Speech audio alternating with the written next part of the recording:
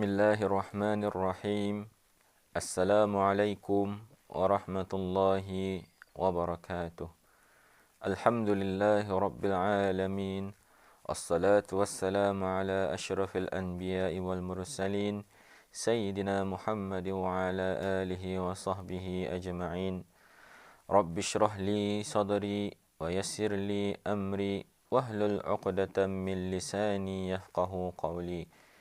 سبحانك لا علم لنا إلا ما علمتنا إنك أنت العليم الحكيم اللهم افتح علينا حكمتك وانشر علينا من خزائن رحمتك يا أرحم الراحمين أشهد أن لا إله إلا الله وحده لا شريك له وأشهد أن محمدا عبده ورسوله اللهم صل على سيدنا محمد wa ala alihi wa sahbihi wa sallim ajma'in amma ba'. Alhamdulillah, dipertemukan lagi tadi dalam rancangan di ambang Ramadan dalam episodnya kali ini yang membawakan tajuk kelebihan bertadarus Al-Quran. Membaca Al-Quran pada bulan Ramadan merupakan bulan Al-Quran. Bulan inilah bulan Al-Quran diturunkan kepada Rasulullah sallallahu alaihi wasallam. Oleh yang demikian, sama-sama tani memperbanyakkan membaca Al-Quran dalam bulan Ramadan, terutamanya pada malam hari, kerana waktu itu merupakan waktu terbaik untuk tani beribadah dan telah menjadi kebiasaan di negara tani setiap kali selepas menunaikan sembahyang sunat tarawih dan witir, tani akan membaca Al-Quran secara beramai-ramai. Amalan membaca Al-Quran ini hendaklah tani amalkan bukan setakat di bulan Ramadan sahaja, tapi juga di bulan lain. Akan tetapi dalam bulan Ramadan hendaklah tani memperbanyakkan lagi dan melipat gandakannya lagi berbanding bulan-bulan yang lain. Tani jadikan pembacaan Al-Quran ini sebagai amalan harian dan zikir untuk meraih keberkatan hidup dan menuju ke arah umat yang terbaik dengan petunjuk Al-Quran.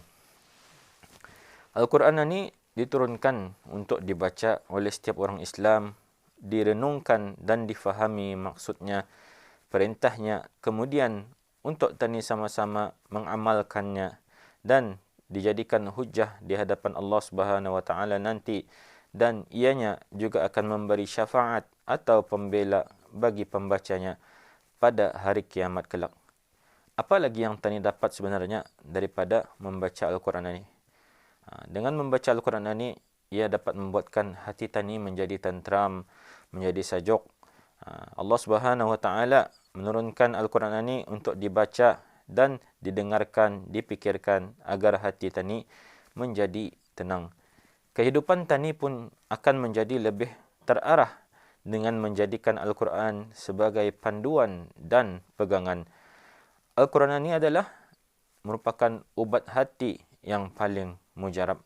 Sebagaimana tani ketahui, penyakit hati ini ia akan dapat diubati dengan ubat biasa yang tani dapati. Namun, ianya hanya diubati dengan ibadah. Salah satunya adalah dengan membaca Al-Quran. Waktu tani stres itu baca Al-Quran. Supaya apa? Supaya tani menjadi lebih tenang. Daripada tani buat benda yang lain, tani baca Al-Quran untuk supaya tani merasa tenang. Jadi, kata tadarus membawa erti mempelajari, meneliti, menelaah, mengkaji dan mempelajari daripada wahyu Allah Subhanahu wa taala, yang membawa makna juga tani saling belajar atau mempelajari secara lebih mendalam.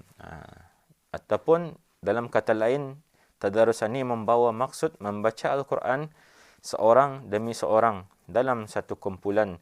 Seorang membacanya dan yang lain mendengarnya, dan seterusnya disambung oleh yang lain dan yang lain mendengarkannya. Kebaikan membaca Al-Quran secara bertadarus ialah tani dapat mengetahui kesalahan bacaan apabila ditegur dan dapat membaiki mutu bacaan untuk seterusnya. Rasulullah sallallahu alaihi wasallam dikisahkan bertadarus Al-Quran bersama malaikat Jibril alaihi salam. dalam yang membawa maksud Rasulullah sallallahu alaihi wasallam adalah orang yang paling dermawan, dan beliau bertambah kedermawannya di dalam bulan Ramadan ketika bertemu dengan malaikat Jibril, dan Jibril menemui beliau di setiap malam bulan Ramadan untuk mempelajari Al-Quran. Rasulullah sallallahu alaihi wasallam bersabda yang membawa maksud, aku telah tinggalkan kepada kamunya dua perkara yang mana kamu tidak akan sesat selama berpegang kepada duanya. Yang pertama adalah kitab Allah, dan kedua adalah sunnah Rasulullah sallallahu alaihi wasallam. Jadi dalam hadis ini tani diarahkan untuk berpegang teguh kepada Al-Quran dan sunnah Rasulullah sallallahu alaihi wasallam. Kerana apa? Insya-Allah dengan izin Allah Subhanahu Wa Taala, kalau tani berpegang kepada keduanya, tani tidak akan sesat selama-lamanya. Ya, jadi Allah Subhanahu Wa Taala memuliakan orang-orang yang suka membaca Al-Quran, sama seperti orang yang mendirikan sembahyang dan juga orang yang menginfakkan hartanya pada jalan Allah Subhanahu Wa Taala. Jadi membaca Quran ini akan diberikan balasan yang besar di akhirat, insya-Allah. Di samping itu juga Rasulullah sallallahu alaihi wasallam pernah bersabda. Hadis ini memang tani selalu dengar, khairukum man ta'allama al-Quran wa 'allamah. Yang membawa maksud sebaik-baik kamu adalah orang yang mempelajari Al-Quran dan mengajarkannya. Dapat tani lihat di dalam hadis ini bahawa Islam memberikan satu pandangan yang istimewa kepada orang yang mempelajari Al-Quran dan juga orang yang mengajarnya. Jadi dalam konteks tani bertadarus ini, ia mencapai tujuan tani belajar dan mengajarkan Al-Quran. Jadi jangan tani pernah berhenti daripada belajar Al-Quran, kerana agama tani sangat menggalakkan perkara ini, dan sebaiknya tani jadikan membaca Al-Quran ini sebagai amalan harian tani. Walaupun dah banyak, tapi sekurang-kurangnya setiap hari tani baca, insya-Allah akan habis. Mula-mula tani akan cuba membaca semuka sehari. Sudah lancar, tani akan terus membaca 10 muka, sejuzuk dan seterusnya. Kalau tani lihat di negara tani ini, memang banyak aktiviti pembacaan Al-Quran. Walaupun dalam keadaan negara tani waktu ini macam ni, insya-Allah ia boleh dijalankan secara bentuk lain, dalam bentuk online dan sebagainya. Jadi Rasulullah sallallahu alaihi wasallam pernah bersabda, orang yang ahli dalam Al-Quran akan berada bersama para malaikat pencatat yang mulia lagi benar, dan orang yang bersusah payah membaca Al-Quran, yakni yang sukar mengeluarkan bunyi, maka baginya pahala, 2 pahala. Masya-Allah, tani bayangkan saja orang yang mahir dengan Al-Quran ini akan dibangkitkan bersama para malaikat. Tapi untuk orang yang merangkak, bacaannya merangkak, akan diberikan ganjaran 2 pahala, iaitu membaca Al-Quran dan belajar Al-Quran ini juga.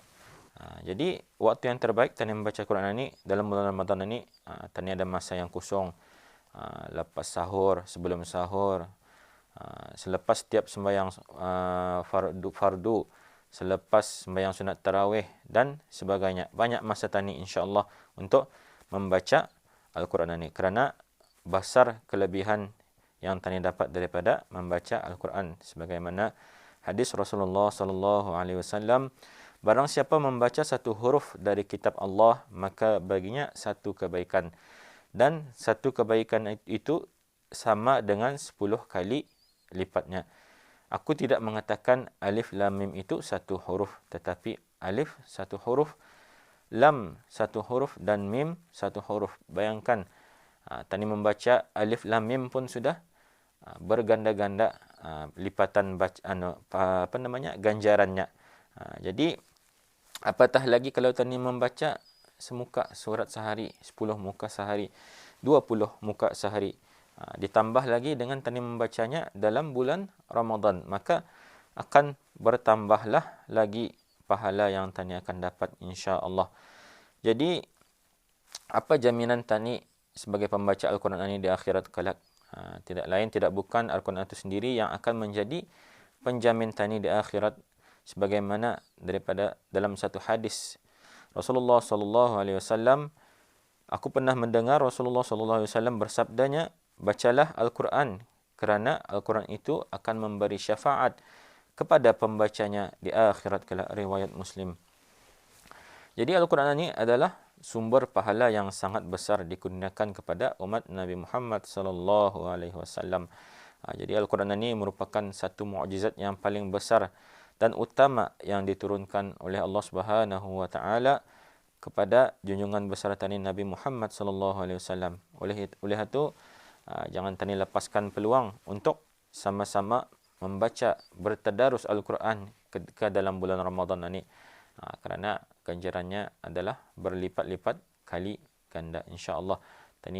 Jangan tani tunggu masa kosong untuk membaca Al-Quran. Sebaiknya tani carikan masa untuk Al-Quran itu sendiri untuk tani membaca, terutama dalam bulan Ramadan ini. Insya-Allah mudah-mudahan tani dapat manfaatkan masa yang ada dalam bulan Ramadan ini, insya-Allah. Kerana Al-Quran ini ibarat cahaya yang menerangi perjalanan hidup manusia. InsyaAllah dengan keberkatan, petunjuk serta panduan Al-Quran, seseorang itu akan dapat membezakan di antara jalan yang baik yang membawa kepada kebenaran dengan jalan yang sesat yang menjerumuskan seseorang itu ke lembah kehinaan di dunia dan juga di akhirat.